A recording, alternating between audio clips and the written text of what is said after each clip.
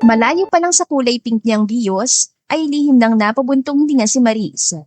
Tapos na naman ang kanyang trabaho. Isang araw na naman ang naisalba niya. Okay, uwi na tayo.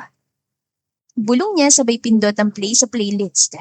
Umalingaw-ngaw sa loob ng sasakyan ang paborito niyang tugtog. Niluwagan niya ng konti ang kanyang seatbelt. Medyo mabigat na rin ang kanyang mga mata, pero sanay na siya. Ganitong oras kasi laging siyang umuuwi galing trabaho bilang call center agent. Pagliko niya sa kanto papunta sa main road, halos wala ng tao sa paligid. Ilang motor at jeep na lang ang nagdaraan at karamihan pauwi na rin. Kumalaman sikmura niya. Gutom na naman ako. Dapat bumili ako ng siopaw kanina eh. Anya sa sarili, sabay lingon sa karinderyang may bukas pang ilaw sa gilid ng kalsada. Paglapit niya sa crossing, medyo bumagal siya. Walang pedestrian light, pero may nakatambay na traffic enforcer sa hindi kalayuan. Pagdating sa gitna ng intersection, biglang may anino na tumawid mula sa kaliwa. Hoy! Napasigaw siya sabay tapak sa preno. Mabilis ang lahat ang sumunod. Isang malakas sa kalabog ang umalingaw-ngaw bago biglang sumayad ang kotse. Nakita niya ang lalaking nakahandusay sa kalsada. Diyos ko! Bulong niya habang nagmamadaling tinanggal ang seatbelt. Lumabas siya ng kotse at tumakbo palapit. Sir, naririnig niyo po ba ako? Lumod siya sa tabi ng lalaki. May dugo sa noo nito, ngunit bahagya pa rin itong humihinga. Kuya! Tulungan niyo ako! Sigaw niya sa dalawang lalaki naglalakad sa sidewalk. Agad silang lumapit. Miss, ano nangyari? Tanong ng isa habang nakayuko sa lalaki nakahandusay. Bigla siyang tumawid eh. Hindi ko siya nakita. Hindi ko sinasadya. Nanginginig ang boses niya sa sagot. Tumawag tayo ng ambulance. Sabi ng isa at nagdial sa cellphone nito. Ngunit habang naghihintay, pinatong ni Maris ang kamay sa dibdib ng lalaki. Huwag ka matulog, please. Gising ka lang ha. Ilang minuto na lang may tulong na. Hindi gumalaw ang lalaki, pero humihinga pa. May cellphone pa itong mahigpit na hawak. Nang dumating ang ambulansya, sumama si Maris kahit nanginginig pa rin. Pagdating sa emergency room, agad siyang tinanong ng nurse. Ikaw ba nakasagasa? Opo, ako po, pero hindi ko po siya nakita agad bigla siyang tumawid. Okay, pakintay lamang muna sa labas. Tumango siya at umupo sa waiting area. Makalipas sa ilang minuto, lumabas ang doktor. Miss, stable naman siya. Walang bale pero may minor head trauma. Buti mabilis ang response. Ay, salamat, Dok. Pwede ko po ba siya makita? Tulog pa siya pero sige, sandali lang. Pumasok si Marie sa loob ng kwarto. Nakahiga ang lalaki. Nakabandage siya noon at mukhang maayos na pero maputla pa ang balat. Pero kahit ganoon, nakikita niya pa rin ang kagwapuhan nito. Mukhang may lahi rin itong foreigner. Sir, sorry talaga, hindi ko sinasadya. Sana hindi mo ko ipakulong pagising mo. Anya, kahit hindi naman siya naririnig nito. Pagmulat ang mga mata ng lalaki, tila naburaan lahat ng kulay sa mukha ni Maris. Nakatingin ito sa kisame at mariing kumurap ang mga mata, bago dahan-dahan lumingon sa kanya. Napalunok na lang si Maris dahil sa nararamdamang kaba. Nasaan ako? Garalgal na tanong ng lalaki. Lumapit agad si Maris sa gilid ng kama. Nasa ospital ka. Naaksidente ka kanina sa kalsada.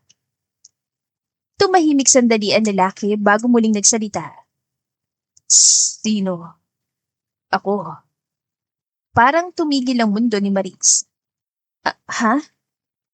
Hindi ko maalala. Wala akong maalala. Sabi nito habang nakatingin sa kanyang liton-lito. Baka epekto lang yan ng tama mo sa ulo. Wait lang ha, tatawagin ko si Doc. Pero bago pa siya makalapit sa pinto, hinawakan ng lalaki ang kanyang braso. Please, huwag mo akong iwan. Ikaw lang kakilala ko rito. Parang may kung anong pumisil sa dibdib ni Maris. Hindi kita iiwan. Sandali lang, tatawag lang ako ng nurse. Pagbalik niya matapos ang ilang minuto, in-examine ng doktora na lalaki at sinabing normal ang vital signs ito. Pero baka tumagal pa bago bumalik ang alaala. For now, huwag natin siyang i-stress. Iwasan na mabibigat ng usapan. Kailangan lang niya ng pahinga. Sabi ng doktor bago umalis. Naiwan silang dalawa sa kwarto. Muli itong tumingin sa kanya. Ano, pangalan ko? Napakagat sa labi si Maris bago sumagot. Sandali siya napatitig sa gamit ng lalaki sa mesa, ngunit wala itong wallet o ID. Cellphone lang at iyon pa'y may basag ang screen. Hindi mo rin alam. Nakakunutan noon itong tanong. Ang pangalan mo, kinain siya ng kaba. Pero sa loob ng ilang segundo ay nag-isip siya ng isasagot. Alonso Torrejas. Alonso. Ulit ito na parang sinusubukang kabisaduhin. At ikaw, sino ka? Agresibo siya na padunok.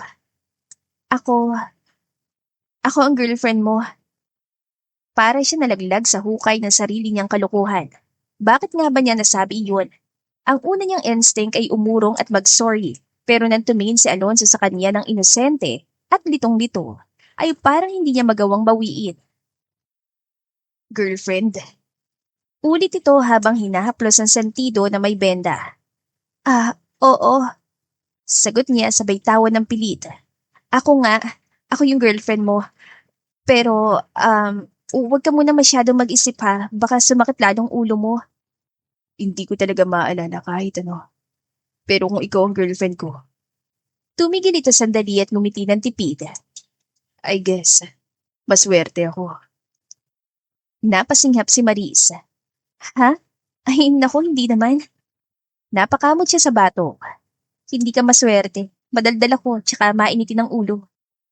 Pero mabait ka. Hindi mo naman ako iniwan kahit pwede ka namang umalis. Kasi biglang nanuyuan na lamunan niya. Kasi, syempre, mahal kita. Parang gusto niya sampalin ang sarili niya agad-agad. Napangiti si Alonso. Mahal din kita siguro. Kahit hindi ko maalala, parang totoo yung pakiramdam. Halos malaglag ang panga ni Maris. Teka, huwag ka muna masyado magdrama ha. Focus muna tayo sa pag-recover mo. Gusto mo ng tubig? Sige, pero pwede ba? Dito ka lang muna. Ayoko maiwan mag-isa. Oo, sige, hindi ako aalis. Kinuha niya ang baso sa bedside table at iniabot dito. Ayan, inumin mo muna to. Nang tanggapin ni Alonso ang baso, saglit itong nahawakan ng kamay niya. Salamat. Anito. Kung hindi mo ako sinamahan, baka nagising ako mag-isa. Nakakatakot pala yung ganun. Napayuko si Maris. Wala yon. Kasalanan ko rin naman eh. Natigilan siya. Kasalanan ko kung bakit ka nagkaroon ng sakit ng ulo. Kasi lagi kitang pinipilit magpuyat eh, di ba? Lagi mo sinasabi na matulog na, pero ako naman gusto ko pa ng tsikahan kahit madaling araw na noon. So, ganun pala ako. Masunuri na boyfriend.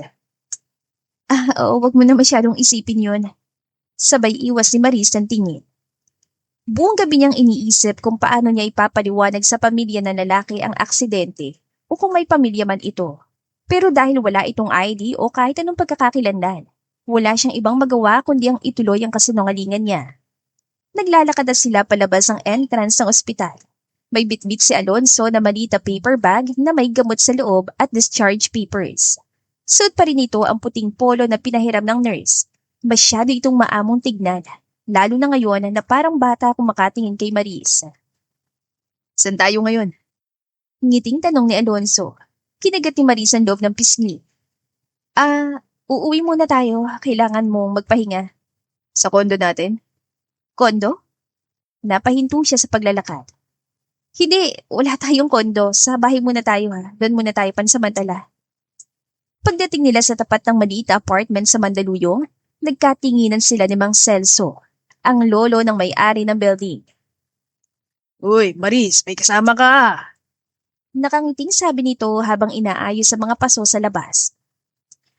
Oo, tatay, kaibigan ko, nadisgrasya ng kasi kaya dito na muna magpapahinga. Mabilis niyang paliwanag. Ganun ba? Di sige, pakisabi lang kung kailangan niyo ng tulong. Ngumiti siya. Salamat po. Maliit lang ang apartment niya dahil isang kwarto lang ang nandoon. May maliit na kusina at lamesa sa gilid. Hindi niya alam kung saan niya ilalagay ang mga gamit o kung saan ito matutulog. Wow! Sabi ni Alonso habang nakatingin sa paligid. Dito ba tayo nakatira dati? Ha? Oo, dito tayo madalas mag-bonding. Dahilan pa niya. Ngumiti ito at umupo sa sofa. Namiss ko pala to. Napakamot ng ulo si Maris.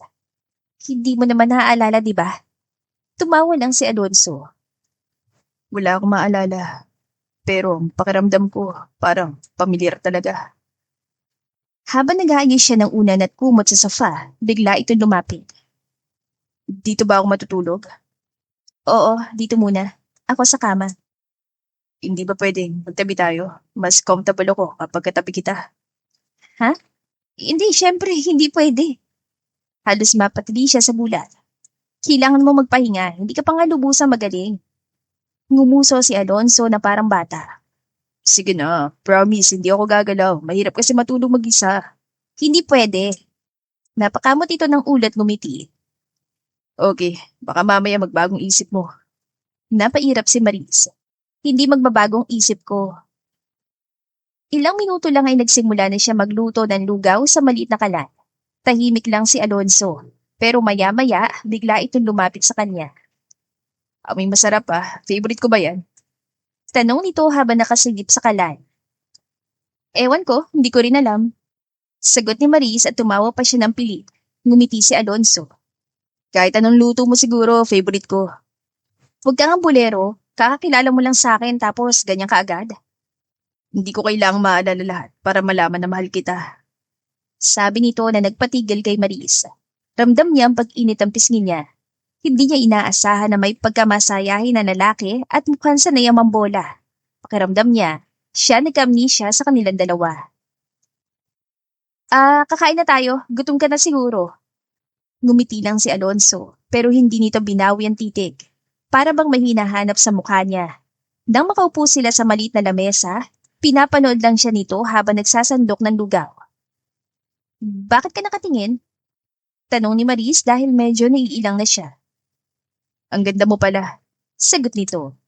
Ang kulit mo. Kumain ka na nga lang. Nagising si Maris dahil sa tunog ng cellphone niya. Pagtingin niya sa screen ay si Angela ang tumatawag. Hello? Sagot niya at lumingon kay Alonso na mahimbing pa ring natutulog sa sofa. Uy girl, balita ko hindi ka pumasok. Tanong ni Angela sa kabilang linya. Hindi mo na, may emergency kasi. Ano na namang emergency yan? May halong pagtatakang tanong nito. Napatingin si Marisa na natutulog na lalaki. Ay, mahabang kwento. Punta ka na lang dito mamaya, may papakita ako. O sige, dala ako maya ng foods. Pagkababa ng tawag, napabuntong hininga si Maris. Wala pa rin siya maisip na paraan para ayusin ang gulong sinimulan niya. Hindi niya rin maintindihan kung bakit, pero kinabahan siya sa ideyang sabihin agad kay Alonso ang totoo. Uy girl, kanina pa akong kumakato, kala ko kung anong ginagawa mo. Bungad ni Angela habang nakasilip sa pinto. May bitbit itong paper bag ng pansit at soft drinks. Ano ba nangyayari sa'yo? Ha? Napakamot si Maris at ngumiti ng pilit. Pasensya na Angela. Medyo nagulo lang lately. Napatingin agad si Angela sa loob ng apartment. Sino yung lalaki sa loob? Nakita ko kanina sa bintana may kasabay kang gwapo. At saka bakit may polong palalaki sa sampayan? Don't tell me. Shh! Mabilis sa sabati Maris at hinila ito papasok. Huwag ka nga maingay, baka marinig ka. Nasa sala lang si Alonso. Nakaupo ito sa sofa, hawak ang remote ng TV. Nang mapansin sila, ngumiti ito agad. Love, may bisita tayo. Nakita niya natigilan si Angela na marinig ang tawag nito sa kanya. Love? Napakamot na lamang siya ng batok. Kagabi kasi, nagtanong si Alonso kung ano ang tawag nito sa kanya. Kaya napilitan na naman siya mag-imbento. Oo, si Angela, kaibigan ko sa office. Hi Angela. Bati ni Alonso at inabot ang kamay sa babae. Ako si Alonso, boyfriend ni Maris. Halos mahulog ang panga ni Angela. Boyfriend? Bulalas ito. Napatingin agad dito sa kanya, kaya't napangiti siya ng hilaw. Sorry, private kasi yung relasyon namin. Napakamot sa Angela at umubos sa tabi niya. Hala ka girl, kailan pa to? Yang alam ko NBSB ka. Hindi na ngayon. Actually, ilang months pa lang kami, kaya hindi ko sinabi kasi hindi pa ako sure sa kanya. Ganun ba? Sagot ni Angela na halatang nagdududa. Lumapit pa ito kay Alonso at tinignan ng binata mula ulo hanggang paa. Ang gwapo mo pala. Feeling ko may dugong foreigner ka. Pero parang ngayon lang kita nakita ha, hindi ka pa taga rito. Umiling si Alonso. Hindi ko maalala kung saan ako nakatira dati. Sabi ni Love, na-aksidente raw ako. Aksidente? Napalingon nito kay Maris. Girl, ano to? Ano nangyayari? Nagpigil ng buntong hininga si Maris. Ay, pwede ba Angela? Sa labas muna tayo mag-usap. Lumabas sila sa pinto at agad siyang hinila ni Angela sa gilid ng hagdan. Hoy, anong ibig sabihin yan? Bakit siya nagsasabi ng kung ano-ano? Sure ka ba talagang boyfriend mo yan? Nakakaduda eh. Relax ka lang. Bulong ni Maris. Nasagasaan ko kasi siya. Halos mapalakas ang boses ni Angela. Ano? Maris! Shh! Nilingon niya ang pinto dahil baka marinig sila ni Alonso. Hindi ko naman sinasadya. Bigla siyang tumawid tapos ayun, dinala ko sa ospital. Pagkagising niya, may amnesia raw siya. Hindi niya alam kung sino siya. Kaya ayun. Ayun? What? Sinihal ni Angela. Sinabi ko sa kanya na akong girlfriend niya. Parang natulala si Angela. Ano ka ba, Maris? Bakit mo ginawa yun? Hindi ko alam, okay. Nataranta lang ako, tapos ayaw niyang iwanan ko siya sa ospital. Sabi niya ako lang daw ang kakilala niya. Wala naman siyang ID, wala siyang pamilya, walang kahit anong kulong kung sino siya. Anong gagawin ko? Napahawak si Angela sa sentido. Ay, grabe girl. So ngayon, nagpapanggap kang jowa niya. Pansamantala lang, hanggang bumalik yung memorya niya. Paano kung bumalik at malaman niyang niloloko mo siya? Hindi ko siya niloloko, Angela. Inaalagaan ko lang siya. Wala naman akong ginagawang masama. Napatingin si Angela sa loob kung saan si Alonso ay abala sa pag-aayos ng mga plato sa mesa. Ay, hindi ko alam kung maaawa ako o matatakot. Kasi girl, halata sa tingin pa lang niya na sobrang attached na siya sa'yo.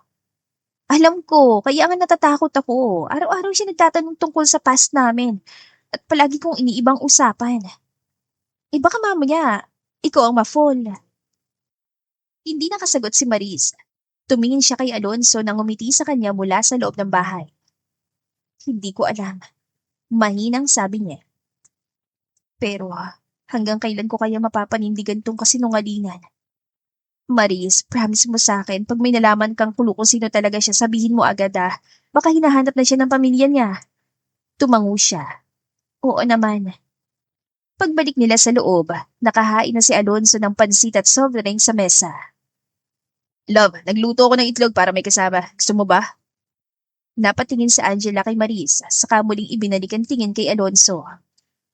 Alonso, ikaw na muna bahala kay Marisa, pero alagaan mo rin sarili mo. Gumiti si Alonso. Siyempre, siya nga ang buhay ko. Muli siya napatingin kay Angela na napailing na lang. Pagkalis ang kaibigan niya ay doon na siya umupo sa tapat ni Alonso. Tahimik lang sila habang kumakain. Pero ramdam ni Maris ang kakaibang tingin ng lalaki sa kanya. Love, tawag ni Alonso. Kanina sabi ni Angela, NBSB ka raw dati. Anong ibig sabihin nun? Napatigil siya sa pagsubo. NBSB? No boyfriend since birth. Pero ako yung una mo, di ba? Napatingin siya rito. Oo, sagot niya. Ikaw yung una. Gumiti si Alonso at inabot ang kamay niya. Salamat. Kasi kahit wala akong maalala, sigurado ako ngayon na minahal mo talaga ako. Napalunok si Marisa. Hindi niya ito magawang sagutin. Unti-unti nang nasasanay si Marisa sa presensya ni Alonso sa apartment. Hindi niya inasahan na magiging ganito kaayos ang buhay nila na parang matagal na silang magkasama kahit ilang linggo pa lang ang lumipas. Madalas itong maagang gumising. Nagwawalis ng teres at nag-aalaga sa pusang ligaw na dati palaging nasa labas ng gate. Tinawag pa nga nito ang pusa na Taba. Taba, kumain ka na ba? Tanong ni Alonso habang naglalagay ng gatas sa maliit na bowl. Baka masanay yan, hanap-hanapin ka yan pag bumalik na memorya mo. Ani Marie sa kasulukuyang inaayos ang bagong planchang damit. Hinahaplos ang binatang balahibo nito. Okay lang, kaya sana mabalik ng alaala ko para hindi rin sayang ang memories nating dalawa. Hindi siya nakaimik. Tumalikod na lang siya at kinuha ang bag. Nagsimula ring maghanap ng trabaho si Alonso. Madalas itong buksan ang lumang laptop niya at tumitingin ng mga online job ads. Tingnan mo to, love. Sabi nito minsan nagtatay. May mga part-time sa data entry. Sabi nila madali lang daw. Hindi mo naman kailangan magtrabaho agad. Magpahinga ka muna. Pero gusto kong makatulong. Mag-partner tayo, di ba? Dapat nagtutulungan. Naghuhugay siya ng pinggan nang marinig niya ang boses ni Alonso sa labas. Nilingon niya ito at nakitang kausap ito si Benji, ang may-ari ng apartment. Nakapamaywang pa si Benji at aliw na aliw kausap ang binata. O, iyo, ang sipag mo naman. Ang gwapo mo pa, ha?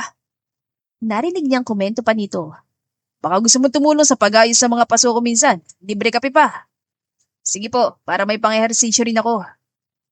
Nagulat si Maris na makita si Benji na parang namumula. Ay, Diyos ko, natipuan yata. Pagbalik ni Alonso sa loob, may dala na itong 2 mug ng kape. Sabi ni Sir Benji, libre raw to. Mabait siya. Mabait? Oo, mabait talaga. Lalo na sa mga gwapo. Sagot niya habang naglalagay ng baso sa dish rack. Ha? Bakit? Wala, basta huwag ka lang masyado nalapit doon, baka mapamahal ka. Napakunad noo ito. Ha? Anong ibig mo sabihin? Wala, maghugas ka na lang ng kamay. Pero kinagabihan, habang nakatingin siya sa mga resibong hindi pa nabayaran, lumapit si Alonso. Love, narinig ko kanina kay Sir Benji na late ka na raw sa bayad sa renta. Totoo ba? Oo, medyo delayed lang kasi ang sweldo namin. Bakit hindi mo sinabi agad? Kung alam ko lang, baka nakatulong ako. Ano ka ba? Wala kang kailangang alalahanin. Kaya ko to. Wala ka pang trabaho. Huwag mo munang isipin yan. Nanahimik lang ito sandali bago nagsalita. Ayoko lang na nahihirapan ka. Gusto kong may silbi ako dito. Napatingin siya rito. May determinasyon sa mga mata ni Alonso na parang talagang may gusto itong may gawin para sa kanya. Ngunit nagulat na lang siya ng kinabukasan nang may kumatok sa pinto. Bumungad sa kanya si Benji. May dala itong resibo. Oo, Maris, bayad na yung renta mo. Nakabawas pa nga ako kasi ang pogi na nagayos para sa'yo. Halos mahulog ang panga ni Maris. Po? Si Alonso, nag-offer na tumulong muna sa pag-aalaga ng mga halaman at maglinis ng hallway. Sipag ng boyfriend mo, ha? Pagalis nito, agad niyang hinarap si Alonso. Nasa labas pa rin ito at papasok pa lang. Bakit mo ginawa yon? Bakit ka naman nagtrabaho? Dapat nagpapahinga ka muna. Nilapitan siya nito at hinawakan na magkabilang balikat niya. Sabi ko sa'yo na gusto kong makatulong, di ba? Ayoko nahihirapan ka. Hindi mo naman kasi kailang gusto ko. Putol nito. Ayoko ma-stress ka habang ako'y nagpapahinga lang. Ayoko nang ganun. Hindi siya nakainig. Ramdam niyang may kumislot sa dibdib niya. Naging mas malambing si Alonso. Madalas itong hawakan ng kamay niya. Ayaw niya namang maging kahina-hinala. Kaya, hinahayaan niya na lang. Madalas din itong magbiro, pero minsan, nahuhuli niya ito nakatitig sa kanya. Hindi niya maiwasang isipin na paano kung tuluyan ang bumalik ang alaala nito. At paano kung sa alaala na yon, hindi siya talaga girlfriend nito. Mabait ito, maalalahanin, at tila likas ang pagiging responsable. Tuwing umuulan, palagi itong may hawak na jacket para sa kanya. Kapag galing siya sa trabaho, nakahain agad ng hapunan. Love, huwag mo na problemahin yung hugasin. Ako na. Sabi nito, minsan dumating siyang pagod galing sa shift. Hindi, kaya ko pa naman. Sabi ni Maris habang hinuhugasan ng pinggan. Hindi pa siya nakapagpalit ng damit dahil gusto niyang matulog na malinis ang kusina. Lumapit si Alonso mula sa likod at marahang pinisil ang balikat niya. Love, pahinga ka muna. Ako na bahala dito. Seryoso ako. Okay lang talaga. Pagpupumilit pa rin niya. Hindi na siya makatingin dito ng diretsyo. Ramdam niya ang init ng kamay nito sa balikat niya. Konti na lang naman to. Naanto ka na. Nakatitig lang si Alonso sa kanya. Sa kamarahan tinanggal ang pinggan sa kamay niya. Ako na, okay? Alonso. Huminga siya ng malalim. Ang kulit mo rin ano? Sige na, isang kiss lang bilang kapalit. Napatigil siya. Ha? Ngumiti palalo si Alonso. Isang kiss lang sa pisngi, pampasigla, para mas ganado ako magugas. Alonso naman. Mabilis niyang iniwas ang tingin. Huwag ganyan, nakakahiya. Hindi mo na ako love. May bahid ang lambing sa boses ito na parang bata na humihingi ng pabor. Hindi naman sa ganun. Mabilis niyang sagot. Hindi lang ako sanay. Alam mo namang, hindi ako marunong sa ganyan. So, first time mo? Alam mo na naman siguro yan, di ba? Sinubukan niyang umiti pero ramdam niyang kaba sa dibdib. Lumapit ito ng kaunti, sapat lang para maramdaman niya ang init ng hininga nito. Okay lang, hindi ko naman pipilitin. Pero sana kahit simpleng yakapan lang, pwede. Bago pa siya makasagot, marahan lumapit si Alonzo at niyakap siya mula sa likod. Ramdam ni Maris ang tibok ng puso nito. Salamat, love. Bulong nito. Mahal kita. Hindi siya nakasagot. Nakatitig lang siya sa kumikislap na tubig sa lababo. Hindi niya alam kung dapat ba siyang lumayo o hayaan na lang. Nantuluyang bitawan siya ng binata, saka siya huminga na maluwag. Magpahinga ka na. Sabi pa nito. Tumango siya. Sige, pero huwag mong pababayaan yung baso ha, madali ang mabasag. Hindi ako ganun ka-clumsy. Biro nito. Nginitian niya ito ng tipid at naglakad papunta sa kwarto. Pero bago siya tuluyang pumasok, sandali siyang tumigil. Tumingi siya pabalik kay Alonzo na nagsimula na maghugas. Ang bawat kabaitan nito na ginagawa para sa kanya ay parang pako na tumutusok sa kanyang konsensya. Sana, wag mo kong kamuhian kapag nalaman mo ang totoo. Bulong niyang sapat upang hindi siya marinig nito. Kasalukuyan nag-aayos ng mga files si Maris na pinapahandle ng team leader nila. Napansin niya isang folder na kakaiba. May logo iyon ng kumpanyang pinagtatrabahuhan niya at sa ilalim ng logo ay may nakasulat na pangalan ng Chief Executive Officer. Napakunutan noon niya. Harvey K. West? Bulong niya. Binuksan niya ang file at nakita mga larawan ng isang lalaking pamilyar. Maputi, matangos ang ilong at may parehong guhit ang ngiti na lagi niya nakikita tuwing umuuwi siya. Parang nanlamig ang buong katawan ni Maris. Hindi pwede. Mabilis niyang sinara ang file pero hindi niya mapigilang kabahan. Binuksan niya ang browser ng computer at nag-search ng pangalan sa internet. Sa sandaling lumabas ang resulta, parang tumigil ang oras niya. Nandoon ang mukha ni Alonzo, pero ibang pangalan ang nakalagay sa ilalim. Harvey K. West, CEO of Global Connect Solutions Philippines, currently missing after an alleged car accident 2 months ago. Nabura ang kulay sa mukha ni Maris. Siya yun. Diyos ko, si Alonzo pala. Si Harvey West. Natataranta na siya sa nalaman. Hindi niya alam kung malas ba siya o ito na magiging karma niya sa buhay. Ang CEO pa talaga ng kumpanyang pinagtatrabahuhan niya ang nabundol niya at napagsinungaling pa niya. Biglang pumasok si Janine, ang office mate niya. Hoy, okay ka lang? Parang namumutla ka. Oo, medyo nahihilo lang. Narinig mo na ba yung balita? Nawawala pa rin daw yung CEO natin, yung half-Canadian na gwapo. Ngumiti lang si Maris kahit nanginginig ang labi niya. Oo nga, ngayon ko lang nalaman. Pag-uwi niya pagkatapos ng graveyard shift, halos hindi siya makatingin kay Alonzo. Nakangiti ito sa kanya bitbit ang bagong luto nitong sinigang. Love, tikman mo to. Baka maasim masyado. Ngunit sa halip ng umiti, napayuko na lang siya. Parang nabigla siya sa ideya na ang lalaking kasama niya ngayon ay isa palang CEO na hinahanap ng buong kumpanya. Halos hindi siya makasabay sa mga kwento nito habang kumakain sila. Lutang pa rin ang isip niya. Love, may naalala akong konti kanina. Parang may building tapos may mga tao nakapila. Ang weird. Sabi ni Alonzo. Talaga? Halos mabasag ang boses ni Maris. Ano pa naalala mo? Hindi ako sigurado. Pero parang ako yung nagbibigay ng trabaho sa kanila. Ang gulo no, parang imposible. Hindi siya agad nakasagot.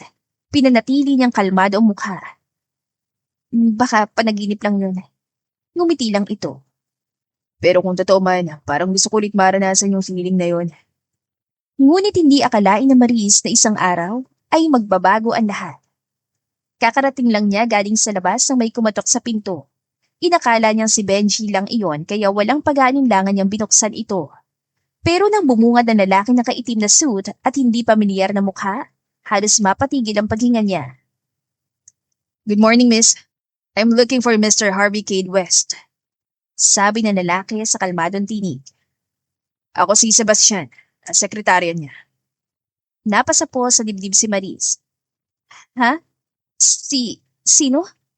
Ngunit bago pa siya makasagot ulit, lumitaw si Alonzo mula sa kusina. Love, sino yan? Nanlaki ang mga mata ni Sebastian na makita ito. Sir. Halos hindi makapaniwala ang tono ng boses nitong tawag. Sir Harvey. Napatigil din si Alonzo. Ha? Pasensya na, nagkakamali ka yata. Ako si Alonzo. Lumapit agad si Sebastian, kaya tumabi na lang muna si Maris. Hindi siya makapagsalita agad at todo iwas ang tingin niya kahit nakatingin si Alonso sa kanya. Sir, matagal ka namin hinahanap. Nawawala ka ng 2 buwan. Akala namin.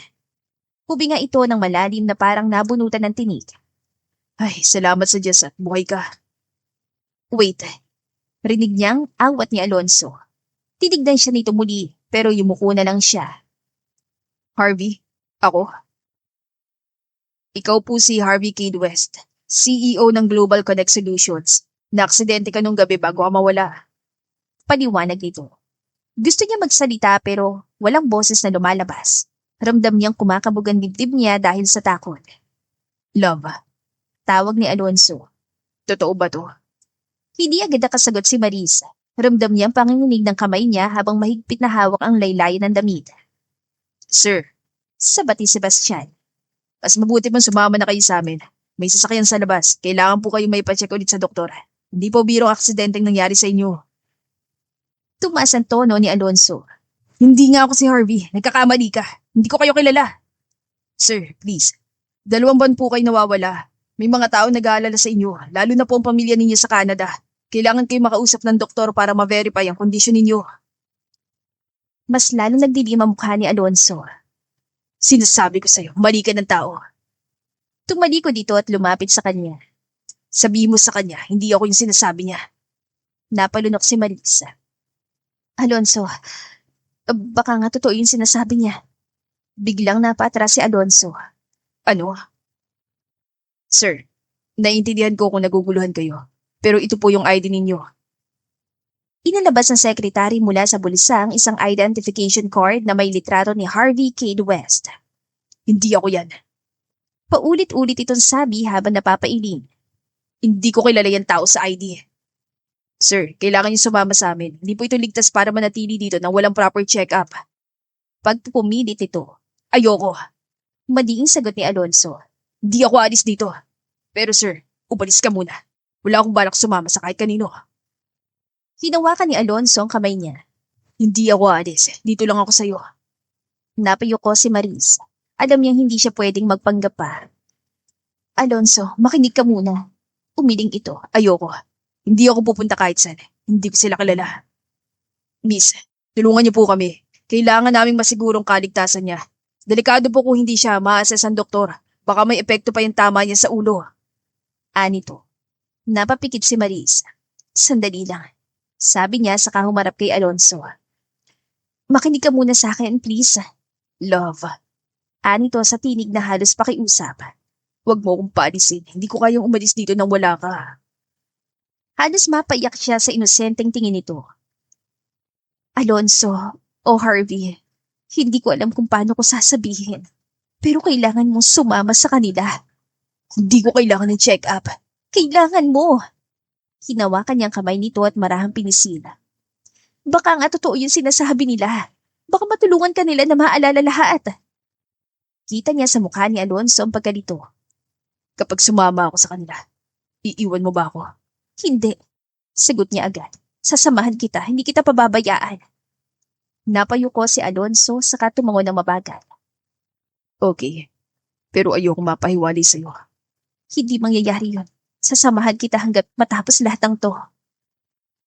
Nagpakawala ng buntong hininga sa Sebastian saka marahan tumango. Maraming salamat, miss. May dala akong kotse sa labas. Pwede na tayong umalis ngayon kung okay lang. Nasa isang private clinic sila pagkaraan ng ilang minutong biyahe. Nasa harap nilang isang payat at may edad na lalaki na marahil ay doktor ni Alonso. Miss, ikaw siguro nag-alaga sa kanya nito mga nakaraang buwan? Tanong nito sa kanya. Opo. May hinahon niyang sagot.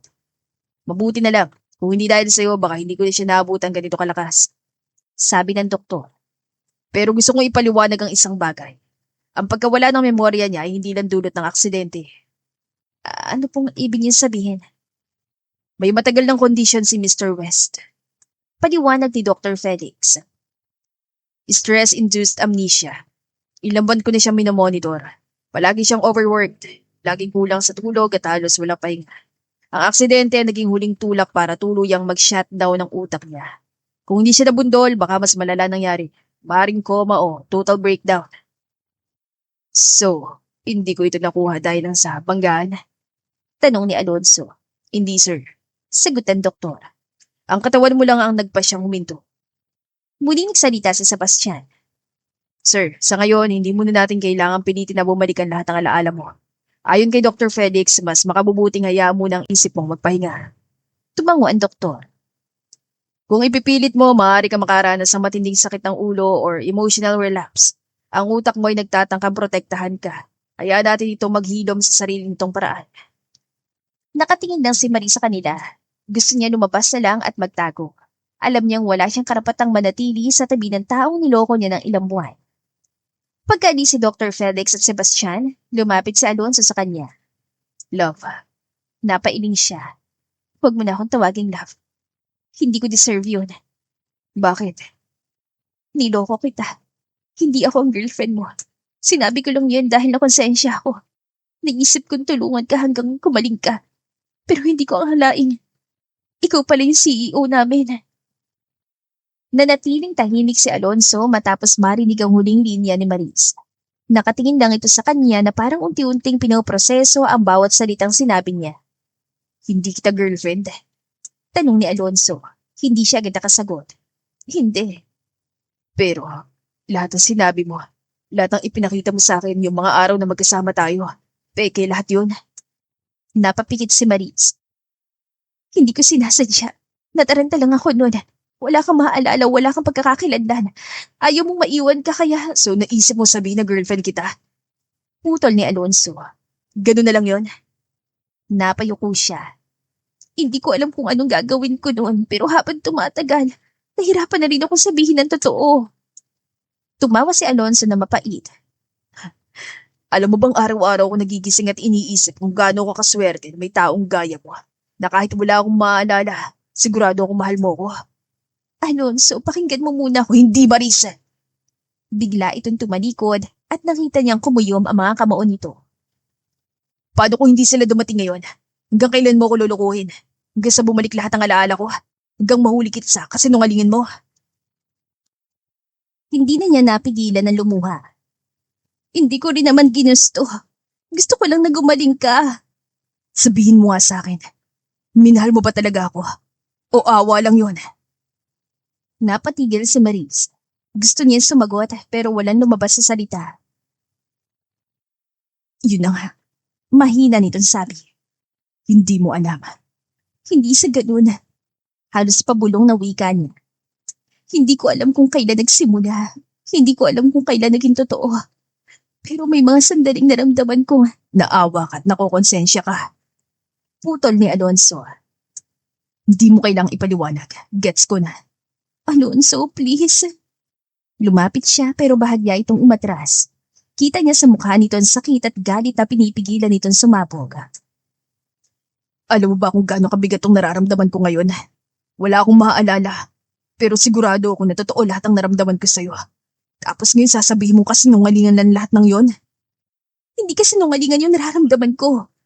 Mabilis yan sagot. Totoo yun. Pero mali pa rin yung ginawa ko. Niloko kita. Hindi mo dapat ginawa yun.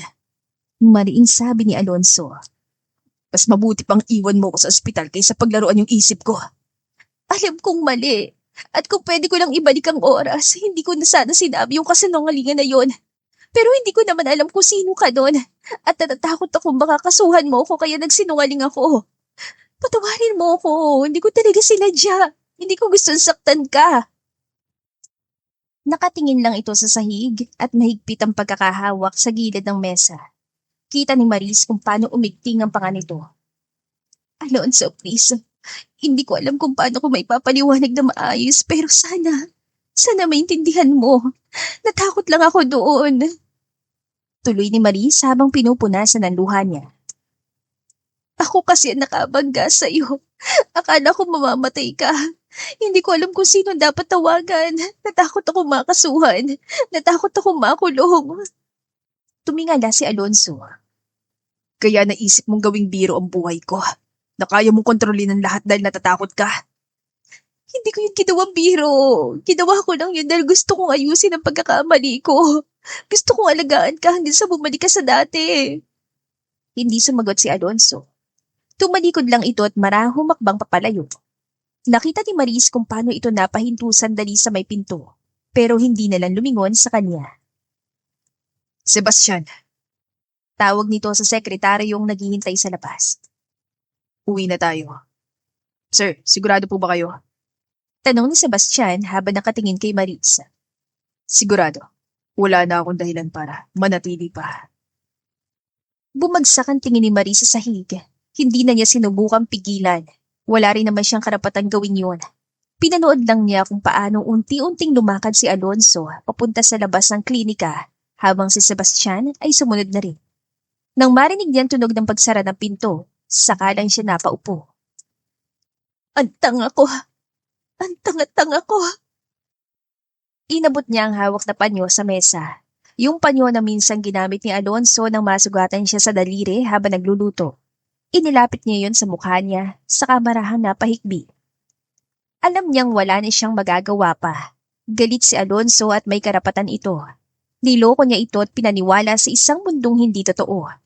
Kahit pa nagsimula iyon sa takot, hindi na mabubura ang kasalanan niya. Pinagmamasdan lang ni Marisa ang lumang mug ng kape sa tabi ng monitor. Nakapatay pa rin ang headset niya. May kung anong balitang umiikot at halos lahat ng katrabaho niya ay nagbulong-bulungan. Uy girl! Bulong ni Angela habang papalapit. Narinig mo na? Napalingon si Maris dito. Ha? Ano? Si Sir Harvey, yung CEO natin, bumalik na raw. Parang biglang bumagsak ang puso niya. Anong sabi mo? Bumalik na si Sir Harvey West. Grabe, trending pa sa internal site. May photo pa nga kasama yung sekretary niya si Sebastian. Akala raw na lahat patay na o naglayas. Hindi siya agad nakasagot. Nakatitig lang siya sa screen. Girl, tawag ulit ni Angela. Okay ka lang? Napakapit si Marie sa gilid ng mesa. Oo, okay lang ako.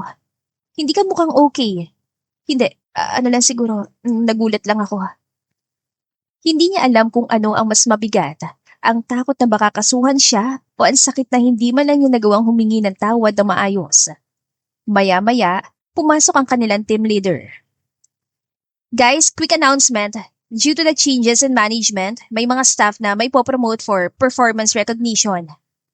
Napatingin si Marisa. At isa sa mga napili ay si Marie Samson. Congratulations. Nagpalakpakan ng mga office mate niya. Si Angela ay agad na yumakap sa kanya. Wow, girl! Congratulations! Ang bilis mo, team lead ka na! Ngumiti siya ng pilita. Salamat. Oh, bakit parang hindi ka masaya? Tanong ni Angela habang binabati siya ng iba. Hello, promotion to, dapat masaya ka. Masaya naman ako, siguro na overwhelmed lang. Pagkatapos ng shift, sabay silang naglakad palabas. Nasa parking lot sila nang muling magsalita si Angela. Sige nga, sabihin mo sa akin, ano meron? Alam ko may mali.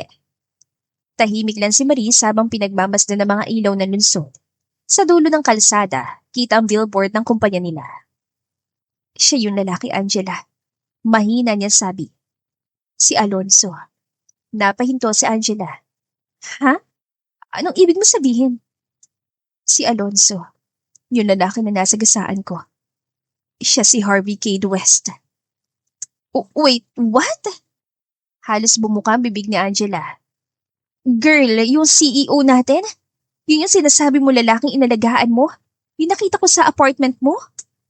Tumango si Marisa. Hindi ko alam nung una. Wala siyang ID, hindi niya alam ang pangalan niya, nataranta lang ako. Ayaw niyang iwanan ko siya, tapos sinabi ko, na girlfriend ka niya. Putol ni Angela. Oo. Napaiyak siya habang nagsasalita. Hindi ko alam kung bakit kong ginawa. Natakot lang naman ako eh. Akala ko kapag nalaman niyang ako yung nakabangga sa kanya, makukulong ako. Kaya nagsinungaling ako. Pero habang tumatagal, parang hindi ko na kaya sabihin ang totoo. Huminga ng malalim si Angela at tumingin sa kanya.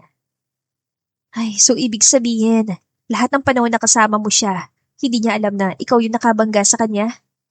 Hanggang sa huli, sagot ni Maris. Nung dumating si Sebastian at nalaman ko kung sino talaga siya, doon lang niya nalaman lahat. Ay, grabe naman Maris, sabi ni Angela habang umiiling.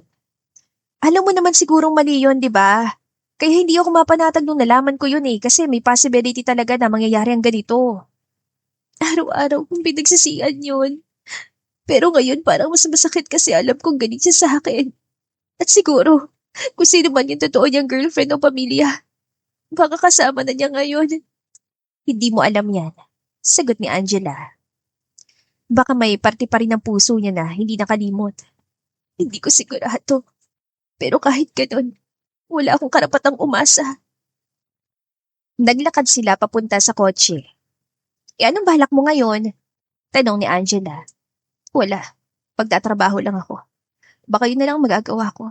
At least, kahit paano, nagawa kong alagaan siya ng panahon na kailangan niya ng kasama. Napatingin si Angela sa kanya, sa kamarahang ngumiti. Hindi ko ipagtatanggol yung pagsisinungaling mo. Kasi dapat sinabi mo talaga agad. Kahit gano'n ka pa natakot, mas mabuti sana kung sinabi mo na maaga.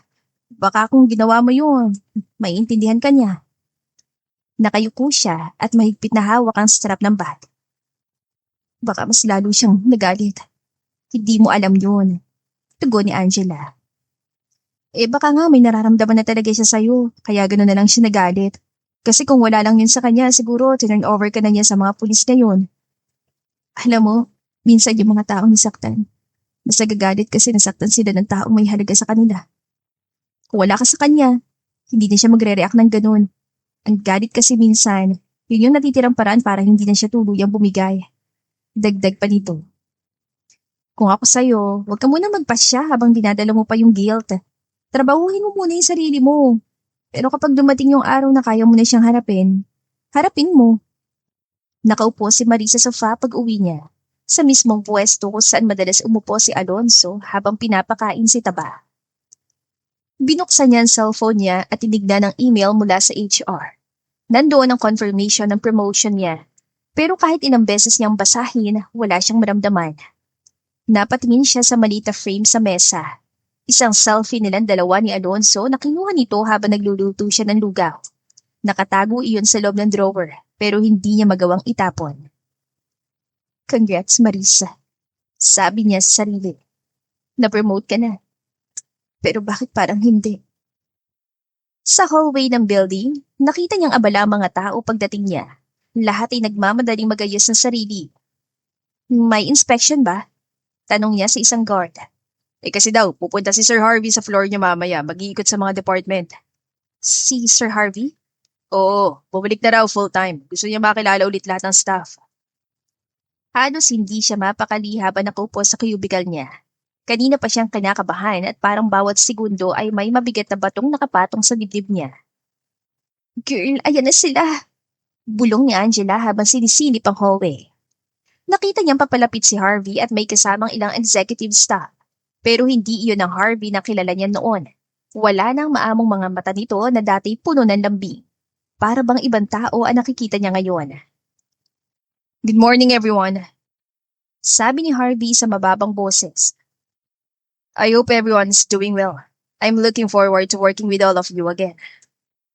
Isa-isang lumapit ang mga empleyado para magpakilala. Nagpigil siya ng hininga nang tumingin ito sa direksyon niya. Sandali siyang nagkatinginan, pero walang kahit anong pagkilala sa mga mata ni Harvey. Para bang isa lang siya sa daandang empleyado sa kumpanya. Miss Samson? Tawag ng HR. Can you stay after the meeting? May papaliwanag lang si Sir Sebastian tungkol sa promotion mo. Tumango siya. Opo. Pagkatapos ng inspeksyon, unti-unting nagalisan ng mga tao. Naiwan si Marie sa conference room kasama si Sebastian at ilang HR staff. Maya-maya ay pumasok din si Harvey. Miss Maris, sabi ni Sebastian na mahinahong tono. Gusto ko lang linawin na wala kayong kailangang ipag-alala. Na-assess na ang buong sitwasyon at malinaw na nakatulong kayo sa pagaling niya. Napatingin siya kay Sebastian. So, hindi ako kakasuhan? Umiling ito. Hindi. In fact, the company and Sir Harvey have decided to give you a reward. Isang malita token of gratitude para sa ginawa ninyong pagtulong. Maraming salamat po. Ngunit biglang sumabat si Harvey. Miss Samson, inalagaan mo ba talaga ako dahil naawa ka? O dahil naisip mong may mapapala ka sa akin? Parang tinamaan ng martilyo ang dibdib ni Maris.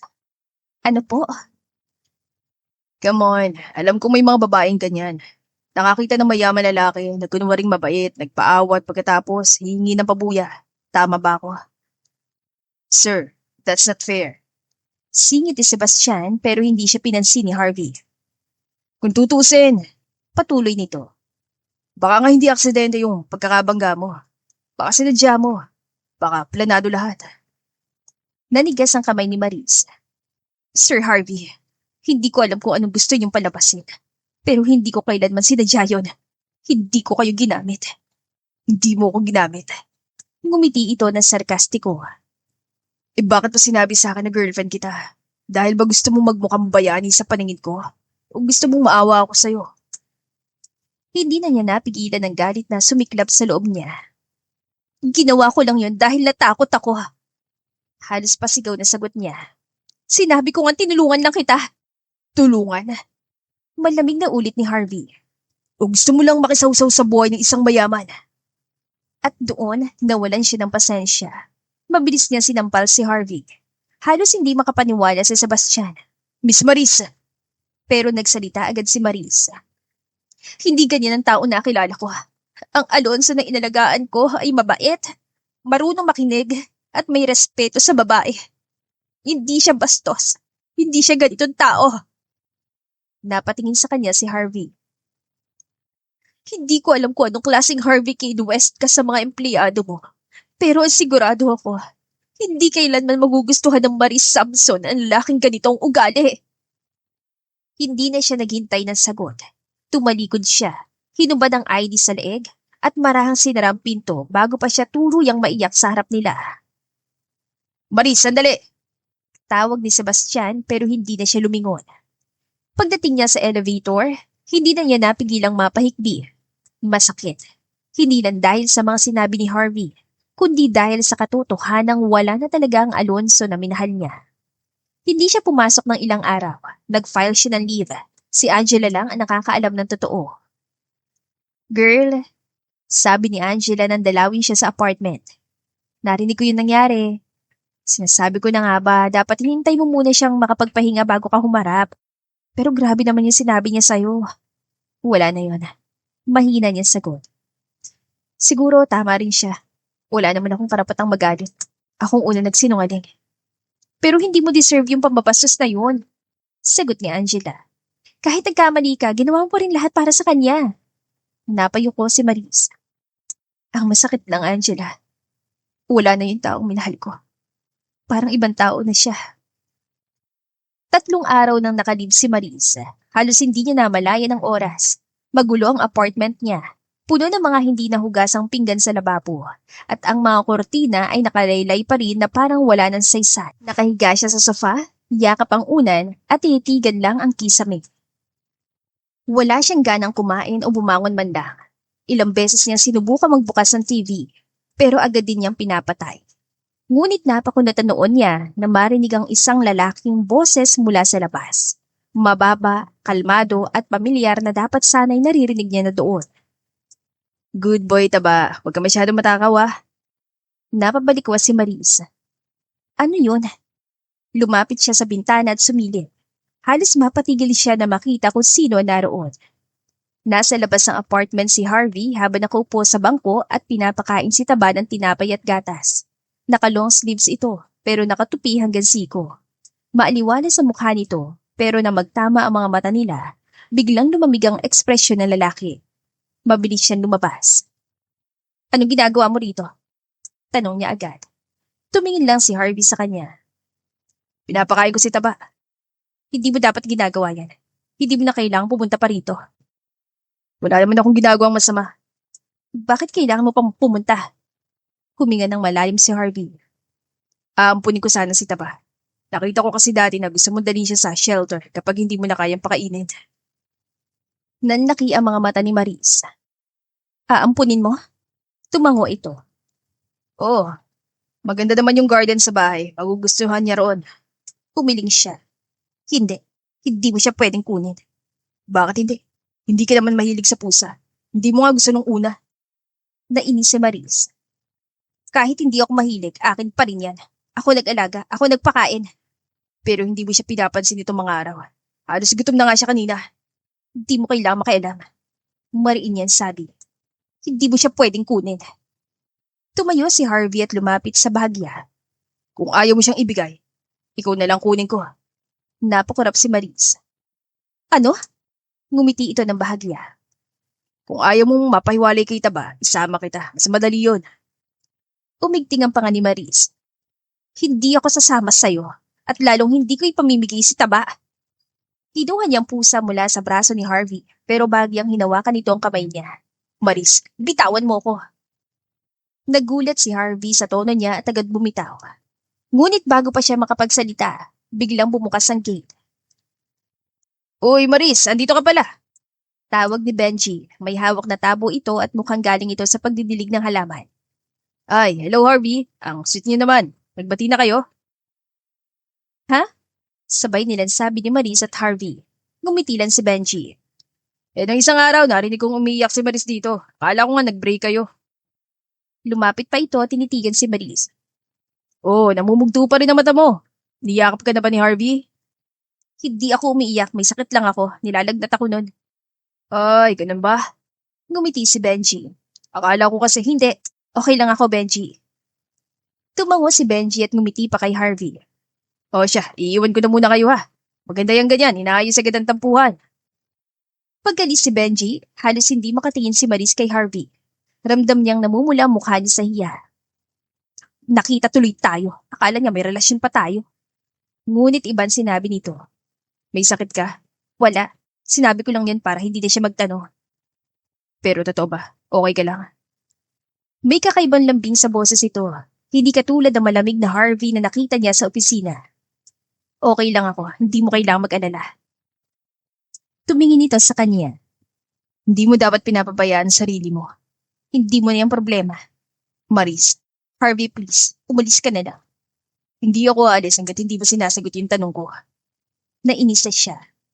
Anong tanong? Kung galit ka pa rin. Galit? Natawa siya. Nasaktan lang ako. Kasi yung taong tinulungan ko, yung lalaking inalagaan ko, biglang nawala. Pinalitan ng isang taong bastos at walang pakiramdam. Wala naman akong karapatang maghalit sa'yo dahil deserve ko rin naman siguro yun, di ba? Natahimik si Harvey. Kita niya sa mukha nito ang pagsisisi, pero hindi nito masabi. Sa halip, tumingin lang ito kay Taba na nasa braso niya. Akin na lang siya. Para hindi mo na kailangan, maalala ako. Hindi mo siya kukunin. Matigas sa sabi ni Maritza. Hindi lahat ng bagay na gusto mo makukuha mo, Harvey. Hindi na nakapagsalita pa si Harvey dahil sinara na niya ang pinto. Narinig niyang nagyapak nito paalis. Kaya doon na siya huminga. Pinisil niya ang pusa at napangiti na bahagya. Taba, sabihin mo nga, bakit parang mas lalo ko siyang gustong sampalin ulit? Bumalik na si Marie sa trabaho matapos ang ilang araw na leave. Wala siyang imik habang nakatitig sa monitor. Girl, okay ka na ba talaga? Tanong ni Angela at sinuliyapan siya nito. Parang wala ka pa rin sa mood. Okay lang ako. Mahina sagot niya. Trabaho lang ulit. Ganun talaga. Ngumuso si Angela. Sige, pero huwag ka magpupuyat ng sobra. Baka magkasakit ka. Tumango siya sa binalik ang headset sa tenga. Next call, please. Ilang minuto pa lang ay nakalilipas na lumitaw sa screen ang bagong linya. Isang customer ang nag-request na siya mismo ang sumagot. Hindi niya ito pinansin nung una. Pero nang ulitin ng supervisor sa headset, napaangat siya ng kilay. Maris, sagutin mo raw tong call. Ikaw lang daw ang gusto niyang kausapin. Napakunutan noon niya. Ha? Pero bakit ako? Hindi ko alam. Ang kulit nga paulit-ulit ang tumatawag. Kung ayaw mo ma-flag, sagutin mo na lang. Napabuntong hininga siya at pinindot ang button. Hello? Thank you for calling Global Connect Solutions. This is Maris. How can I help you? Ilan segundo bago sumagot ang boses na halos ikahulog niya ng headset. Finally, nakausap din kita. Napatigil siya. Sir Harvey? Ang tagal kong tinawag ang pangalan mo. Ilang beses na akong binaba ng mga agent mo. Hindi niyo dapat ginagawa to. Mabilis niyan sabi. Nasa trabaho ako, hindi ito personal na linya. Alam ko. Pero paano kita kakausapin ko? Lagi mo ako iniiwasan. Huminga siya ng malalim. Sir, Kung tungkol pa rin to sa nangyari dati, tapos na yon, ayoko nang pag-usapan pa. Hindi yan. Sagot ni Harvey. Gusto ko lang mag-sorry Napakurap siya. Mag-sorry? sa mga sinabi ko noon. Hindi ko alam kung ano pumasok sa isip ko. Galit ako, nasaktan ako at gusto ko lang may masisisi. Pero hindi mo deserve yung mga sinabi ko. Naririnig niya ang mahinang paghinga nito sa kabilang linya. Marisa, Dagdag ni Harvey. tanga man ako. Pero alam ko, ikaw lang yung dahilan kung bakit buhay pa ako ngayon. Wala akong pakialam kung nagsinungaling ka. Hindi ko rin alam kung paano mo nagawang alagaan ako. Pero gusto kong sabihin na mahal pa rin kita. Napatigil si Marisa at bago pa siya makapagsalita, naramdaman niya na lang ang pagtulo ng luha niya. Sir Harvey, huwag niyo naman po sabihin yan. Baka may makarinig. Wala akong pakialam. Sagot nito. Kung pwede lang kitang yakapin ngayon, gagawin ko. Kinagat ni Marisa ang labi niya habang pinupunasan ng luha. Napansin ang katrabaho niya. Uy, bakit umiiyak ka? Napailing siya sabay takip ng kamay sa bibig. Wala, customer lang. Medyo mabigat lang yung issue. Ngumiti siya ng pilit at pinatay ang call. Madaling araw na, malamig ang hangin at halos tahimik ng paligid maliban sa mga ilaw ng mga taxi sa daan. Hawak pa rin niya ang phone niya. Iniisip kung totoo ba yung tawag kanina o panaginip lang. Ngunit bago siya makalakad palayo, may narinig siyang pamilyar na boses mula sa gilid. Marisa. Nakatayo doon si Harvey. Nakasombrero ito at nakajacket lang. Harvey? Halos pabulong niyan sabi. Anong ginagawa mo rito? Lumapit ito sa kanya. Nagulat siya nang bigla siya nitong niyakap na mahigpit. Harvey, ano ba? Sorry. Bulong nito. Sorry sa lahat. Sorry sa mga nasabi ko at sa mga maling iniisip ko. Hindi ko alam kung paano ko babawiin yung sakit na naidulot ko sa'yo. Pero ayoko matapos tayo sa ganun. Naramdaman ni Marisa mabilis sa tibok ng puso nito laban sa dibdib niya. Hindi mo kailangang humingi ng tawad. Tapos na yun. At saka, ako may kasalanan sa'yo. Hindi pa. Sagot ni Harvey habang nakatingin sa kanya. Hindi pa tapos kung hanggang ngayon. Mahal pa rin kita. Napalunok si Marisa. Harvey. Marisa. Sabi ni Harvey. Sabihin mo nga sa akin. Ako lang ba? Napakunata noon niya. Anong ibig mo sabihin? Yung nararamdaman kong to. Sagot ni Harvey. Ako lang ba nakakaramdam? Ako lang ba yung tanga na umaasa na may naramdaman ka rin? Hindi agad nakakibo si Marisa. Tell me the truth. Tuloy nito. Did I mean something to you or was I just someone you pitied? Hindi kita kinaawaan. Ni minsan, hindi ko yung ginawa. Then what? Hindi ko alam kung kailan nagsimula. Baka nung una natakot ako. Pero habang inaalagaan kita, habang nakikita kong kaya mong ngumiti kahit wala kang maalala, habang tinatawag mo akong love, kahit hindi mo alam kung bakit, doon ako natakot. Natakot? Ulit ni Harvey. Oo, sagot niya. Kasi alam kong hindi ako dapat mahulog. Pero araw-araw, lalo akong lumulubog. I fell for you, Harvey. Kahit mali, kahit alam kong sandali lang yun, kahit alam kong isang araw magigising ka at magagalit ka, minahal kita. Pagkatapos ng gabing yun, hindi rin maintindihan ni Maris kung bakit siya sumama kay Harvey papunta sa penthouse ito. Siguro dahil pagod na siya makipagtalo o baka dahil gusto lang niyang maramdaman ulit yung katahimikang minsang naibigay nito sa kanya. Pagdating nila sa unit, binuksan ni Harvey ang ilaw at agad siyang inalalayan papasok. Malinis at maaliwalas ang lugar at mukhang bihira itong tambayan ng iba. Dito ka muna. Sabi ni Harvey. Magugas lang ako ng kamay. Gusto mo ng kape o juice? Kape na lang siguro. Sagot ni Maris. Binaling niyang tingin sa labas ng bintana kung saan tanaw ang mga ilaw ng syudad. Pero ilang segundo pa lang, tumabi na si Harvey sa kanya at iniabot ang tasa. Akala ko hindi mo na ako kakausapin kahit kailan. Hindi ko rin alam kung tama bang pumunta. Tapat niyang sagot. Pero gusto kong marinig yung gusto mong sabihin. Tumango si Harvey. Bumalik na lahat ng alaala ko, Marisa. Napatigil siya. Lahat? Oo. Pero may alaala akong hindi ko makalimutan hanggang ngayon. Ano yun? Napapansin na kita noon pa. Napatigil si Marisa. Naririnig niya ang sarili niyang tibok ng puso na nag-e-echo sa loob ng tahimik na penthouse. Anong ibig mo sabihin? Tanong niya na mahinahon.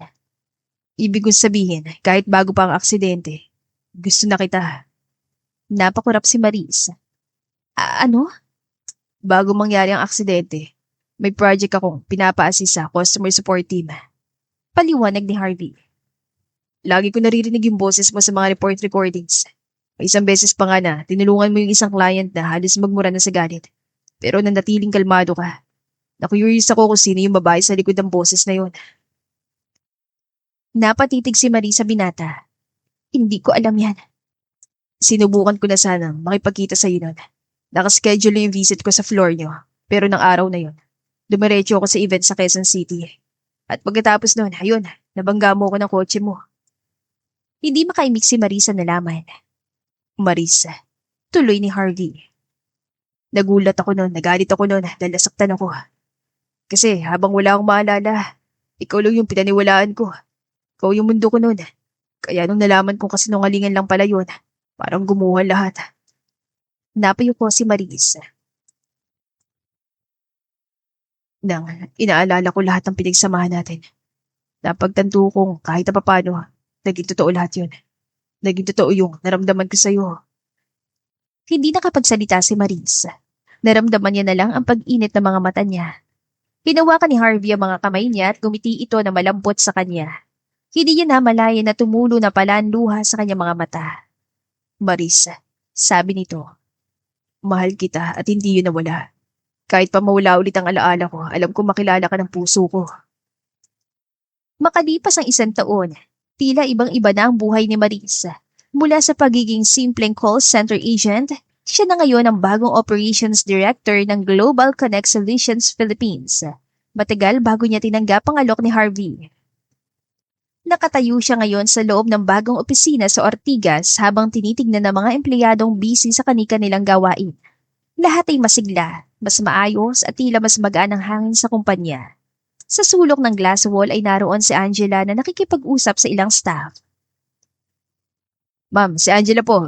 Inihintay kayo sa conference room. Sabi ng secretary. Ngumiti si Maris. Sige, susunod na ako. Pagpasok niya sa conference room, bumungad agad si Angela na nakangisi. Wow, look who's the boss now. Biro nito at tinapik ang balikat niya. Tumigil ka nga. Mas mataas lang ng konti yung position ko, pero ikaw pa rin yung terror dito sa floor. Terror agad? Hello, ako na ngayon ang HR manager. Thank you very much. Sabay tas kilay ni Angela. At FYI, may dala akong listahan ng mga absent na staff. Gusto mong pag-initan ko? Ay naku, wag na. Mabait tayong boss ngayon, remember? Ngiting sagot ni Maris. Kung ganon, dapat i-practice mo yung pagiging mabait mamaya sa rehearsal. Anito habang nakataas ang kilay. Napahinto si Maris. Rehearsal? Oo naman. Don't tell me nakalimutan mo na. Napailing si Maris. Hindi ko nakalimutan. Kinakabahan lang ako. Aba dapat lang. Biro ni Angela habang inaayos ang buhok nito. 2 araw na lang kasal mo na girl. Mrs. West ka na. Napangiti si Maris pero ramdam niya pa rin ang kabog ng dibdib niya. Hindi ko pa rin minsan mapaniwalaan. Parang kailan lang. Halos ayaw niya akong kausapin. Kasi nga, destiny. Sagot ni Angela na parang kilig na kilig. Kung tutusin, yung aksidente niyo pa naging paraan para magkatuluyan kayo. Kilig no? Medyo tragic pero romantic din. Umiling si Maris habang natatawa. Tragic nga talaga. Buti na lang hindi kita kasama nun. Baka ikaw pa mismong unang tumakbo. Sabay sila natawa. Ilan sandali pa bumukas ang pinto at pumasok si Sebastian dalang isang folder. Ngayon ay mas formal ng itsura nito, pero hindi pa rin nawawala ang ngiti sa labi. Good morning, ladies. Bati nito. May mga documents lang para kay Miss Angela. Sa HR manager natin. Ngumisi si Angela. Aba, formal ngayon ah. Wala ka bang ibang sasabihin? Depende. Sagot ni Sebastian ang ngumiti na may ibig sabihin. Free ka ba for dinner mamaya? Grabe, nasa opisina tayo. Nilalandi mo na naman ako. Pabebeng sagot ni Angela. Napailing si Marisa. Masyado kayong PDA. Sa labas nga kayo. Kayo nga ni Harvey, mas grabe pa. Nung last company event, hindi man lang kayo nahiya. Halos lahat ng staff kinikilig. Pero ako napapapikit sa sobrang cheesy. Tumawa si Maris. Hindi ko kasalanan yon. Si Harvey yung clingy. Excuse me? Biglang may sumabat mula sa likuran. Paglingon nila ay si Harvey iyon. Nakatayo ito sa may pinto at nakangiti. Wala akong maalala na klingi ako. Wow, big boss! Bati ni Angela. Timing mo pinag-uusapan ka namin. Pero sige na, alis sa kami ni Sebastian. Baka masyado kaming makaistorbo sa mga lovers. Trabaho muna kayo bago maglandian. Hirit niya. Hoy, inggit ka lang! Sigaw pa ni Angela habang panlabas ng pinto. Naiwan si Maris at Harvey sa loob ng conference room. Sandali sila nagkatitigan bago lumapit si Harvey at marahang hinawakan ng kamay niya.